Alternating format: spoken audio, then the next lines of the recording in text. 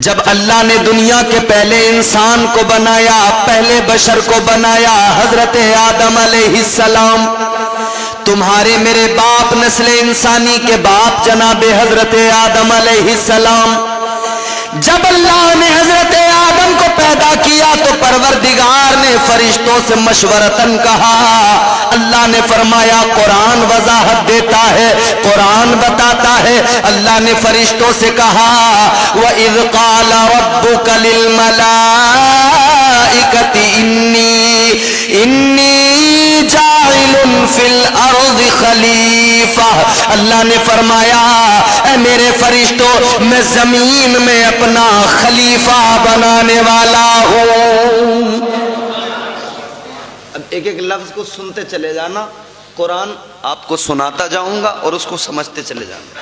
کیا فرمایا اللہ نے؟ فی الارض خلیفہ، زمین میں اپنا نائب بناؤں گا۔ کہاں؟ زمین میں۔ بات سمجھ میں آ رہی ہے نا؟ زمین میں اپنا خلیفہ بناؤں گا۔ یہ تو نہیں کہا کہ آسمان میں اپنا خلیفہ بناؤں گا، زمین میں اپنا خلیفہ، فی الارض خلیفہ، زمین میں اپنا خلیفہ۔ پروردگار عالم نے اعلان کر دیا اے میرے فرشتوں میں زمین میں اپنا خلیفہ بناؤں گا۔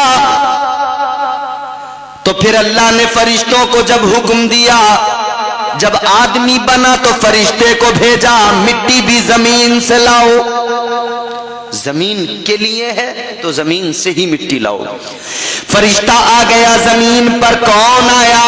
بلبل سدرا، طائر سدرا، جناب حضرت جبرائیل امین زمین پر آئے۔ ایک مشت خاک اٹھانا ہے، مٹی اٹھانا چاہتے ہیں، زمین رونے لگی، زمین گڑ گڑانے لگی۔ زمین نے کہا جبرائیل مٹی نہ اٹھاؤ، اے جبرائیل انسان بنے گا، وہ زمین پہ آئے گا، خوریزی کرے گا، فتنہ و فساد کرے گا۔ اے جبرائیل، زمین رونے لگی، کہنے لگی مٹی نہ لے کر جاؤ، لیکن بلبل سدرا نے دیکھا زمین رو رہی ہے، زمین کا رونا دیکھا، رحم آ گیا، خالی ہاتھ اللہ کی بارگاہ میں پہنچ گئے۔ اللہ تبارک و تعالیٰ نے فرمایا اے جبرائیل کیا ہوا، مٹی لے کر نہیں آئے؟ بلبل سدرا نے عرض کر دیا مولا میں گیا تھا مگر زمین رونے لگی، یا اللہ زمین گڑ گڑانے لگی، اے پروردگار میں خالی ہاتھ آ گیا، اس کے رونے کو دیکھا تو رحم آ گیا، اس کے رونے کو دیکھا تو ترس آ گیا۔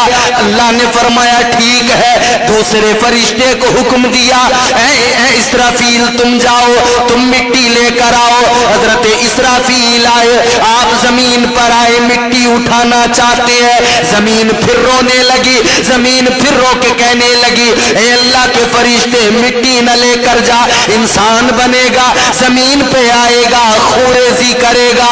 اللہ اکبر، غور کرو، انہیں بھی رحم آیا، واپس گئے۔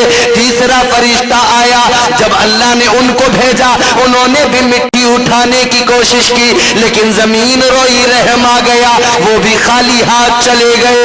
اب اللہ نے چوتھے فرشتے کو بھیجا، کون آئے؟ حضرت اسرائیل زمین پر آئے۔ جناب حضرت اسرائیل نے زمین سے مٹھی بھر خاک اٹھانے کے لیے جیسے ہی ہاتھ بڑھایا، زمین رونے لگی، زمین پھر وہی دکھڑا سنانے لگی۔ زمین نے کہا اے اسرائیل مٹی نہ لے کر جا، انسان بنے گا، خوریزی کرے گا، فتنہ و فساد کرے گا۔ جیسے ہی زمین روئی تو جناب اسرائیل نے کہا زمین سن لے، تو رو رہی ہے مگر یہ یاد رکھ لے میرا نام اسرائیل ہے، میں تیرا رونا نہیں دیکھوں گا، میں دیکھوں گا تو اللہ کا حکم دیکھوں گا۔ فرمایا تیرے رونے سے مجھ پر کوئی فرق میں لے کے جاؤں گا۔ مٹی اٹھائی اللہ کی بارگاہ میں، مولا مٹی لے آیا۔ اللہ نے فرمایا اسرائیل زمین روئی نہیں تھی کیا؟ ہاں مولا روئی تھی۔ پھر تمہیں رحم نہیں آیا؟ مولا میں نے زمین کا رونا نہیں دیکھا، میں نے تیرا حکم دیکھا۔ اللہ تبارک و تعالیٰ نے فرما دیا اے اسرائیل انسان بنے گا، تخلیق ہوگی انسان کی۔ اے اسرائیل سنو،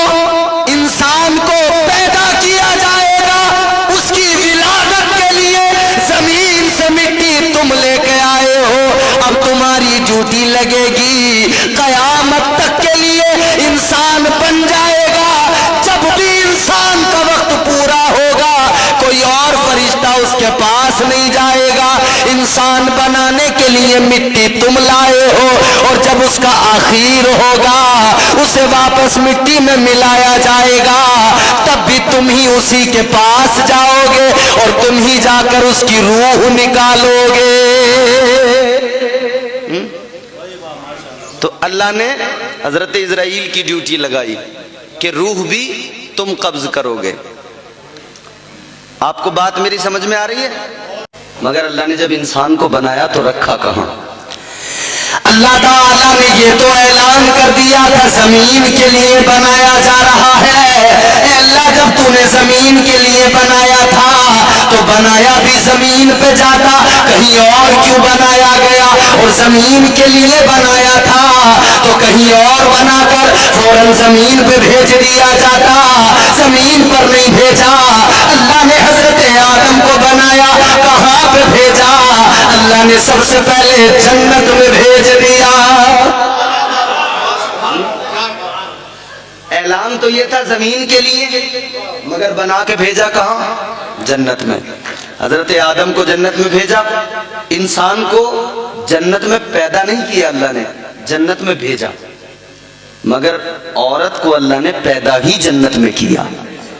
آؤ سنو، اللہ تبارک و تعالیٰ پروردگار عالم خالق ارض و سما نے حضرت آدم کو کہیں اور پیدا کیا اور پیدا کرنے کے بعد میں جنت میں بھیج دیا، مگر آدم کا دل جنت میں نہیں لگا۔ اللہ نے حضرت آدم کی کیفیت کو دیکھا، حضرت آدم کی حالت کو دیکھا، تو اللہ نے آپ کی بائیں پسلی سے عورت کو پیدا کیا، جنت کے اندر پیدا کیا۔ اب مفسرین اکرام بیان فرماتے ہیں اللہ تبارک و تعالیٰ نے انسان کو، مرد کو کہیں اور پیدا کیا، عورت کو جنت میں پیدا کیا۔ وجہ کیا ہے؟ ریزن کیا ہے؟ سبب کیا ہے؟ اللہ نے عورت کو جنت میں کیوں پیدا کیا؟ اب غور کرو میرے عزیزو، مفسرین اکرام فرماتے ہیں، ہمارے علماء فرماتے ہیں کئی وجہ ہیں اللہ نے عورت کو جنت میں پیدا کیا۔ اس کی وجوہات ہیں، 3 وجہ ہمارے علماء نے بیان فرمائی۔ پہلی وجہ کیا ہے؟ ہمارے علماء فرماتے ہیں، مفسرین فرماتے ہیں اللہ نے عورت کو جنت میں بنایا، اس لیے بنایا کہ جب آنکھ کھلے عورت کی تو سب سے پہلے اسے جنت دکھائی دے، جنت نظر آئے۔ عورت کی آنکھ کھلے وہ جنت کی بہاروں کو دیکھ لے، اس کی آنکھ کھلے وہ جنت کے نظاروں کو دیکھ لے، عورت کی آنکھ کھلے وہ جنت کی دریاؤں کو دیکھ لے، جنت کی رانائیاں دیکھ لے، جنت کی رنگینیاں دیکھ لے، جنت کا حسن دیکھ لے، جنت کی خوبصورتی دیکھ لے۔ اللہ تبارک و تعالیٰ نے عورت کو جنت میں پیدا کر کے مزاج دیا، اے عورت سن لے، تجھے جنت میں پیدا کیا، آنکھ تیری کھلی، جنت کو دکھایا گیا، اس لیے کہ اب جنت میں پیدا کر کے جنت دکھائی جا رہی ہے۔ جب تجھے زمین پہ بھیجا جائے گا وہاں تیرا ایک گھر ہوگا، یاد رکھنا آج جنت کو دیکھ لے، زمین پہ جانا تو اپنے گھر کو جنت کا نمونہ بنا دینا۔ زمین پہ جانا تو اپنے گھر کو جنت کا نمونہ بنا دینا۔ اللہ تبارک و تعالیٰ نے عورت کو جنت میں پیدا کیا۔ دوسری وجہ ہمارے علماء نے بیان کی کس لیے پیدا کیا۔ دوسری وجہ یہ ہے جنت کے اندر اللہ تبارک و تعالیٰ نے حوروں کو پیدا کیا ہے۔ حوروں کا تذکرہ سنا ہے، حور جنت میں موجود ہیں، اور حوروں کی خوبصورتی یہ ہے، حضور فرماتے ہیں اللہ نے حوروں کو وہ حسن عطا کیا ہے، اگر کوئی جنت کی حور اپنی ایک انگلی ذرا سی دنیا میں زمین پہ ظاہر کر دے تو یہ جو سورج کی روشنی ہے یہ پھیکی پڑ جائے، یہ جو چاند کی چاندنی ہے یہ پھیکی پڑ جائے۔ یہ حسن ہے جنت کی حور کا۔ اللہ نے عورت کو مزاج دیا، جنت میں پیدا کیا جا رہا ہے۔ حوروں کو دیکھ لے، جنت کی حوروں کا رہنا سہنا دیکھ لے، ان کا بننا سنورنا دیکھ لے، ان کا سجنا سنورنا دیکھ لے، اس لیے کہ تجھے دنیا میں جانا ہے، تجھے زمین پہ جانا ہے۔ ان کا حسن دیکھ لے، ان کا رہنے کا سلیقہ دیکھ لے، ان کا رہنے کا ڈھنگ دیکھ لے، ان کی زندگی کو دیکھ لے، ان کے حسن کو دیکھ لے، بناؤ سنگار کو دیکھ لے۔ جب تو دنیا میں جائے گی تجھے کس کسی کے نکاح میں رکھا جائے گا، جب تو اس کے سامنے جانا تو اپنے شوہر کے سامنے اسی طرح خوبصورت بن کے جانا، بن سنور کے تیار ہو کے جانا، تاکہ تیرا شوہر دیکھے تو اس کی آنکھیں ٹھنڈی ہو جائے۔ یہ دوسرا ریزن۔ پروردگار عالم نے جناب حضرت آدم علیہ السلام کو جناب حضرت حوا کو فرما دیا، اللہ کا قرآن کہتا ہے اللہ نے فرما دیا وَقُلْنَا يَا آدَمُ اسْكُنْ أَنْتَ وَزَوْجُكَ الْجَنَّةَ، اللہ نے فرمایا اے آدم اپنی زوجہ کے ساتھ جنت میں رہو، جو چاہو کھاؤ، جو چاہو پیو، وَكُلَا مِنْهَا حَيْثُ شِئْتُمَا وَلَا تَقْرَبَا هَذِهِ الشَّجَرَةَ فَتَكُونَا مِنَ الظَّالِمِينَ۔ اللہ نے فرمایا جنت میں جاؤ، جنت میں رہو، جو چاہو وہ کھاؤ، جیسے چاہو گزارو، مگر اتنا یاد رہے ایک شجر ہے جسے شجر ممنوعہ کہا گیا ہے، اس کے قریب نہ جانا، اس کے پھل کو نہ کھانا، اگر اس کو کھا لیا اللہ کا قرآن کہتا ہے فَتَكُونَا مِنَ الظَّالِمِينَ، اگر اسے کھا لیا تو یاد رکھنا شمار تمہارا ظالموں میں ہو جائے گا۔ اللہ نے جنت میں رکھ دیا، مگر پھر وہی بات میں آپ سے کہوں گا، جنت میں رکھ دیا لیکن اعلان تو یہ تھا نا کہ زمین کے لیے بنایا ہے۔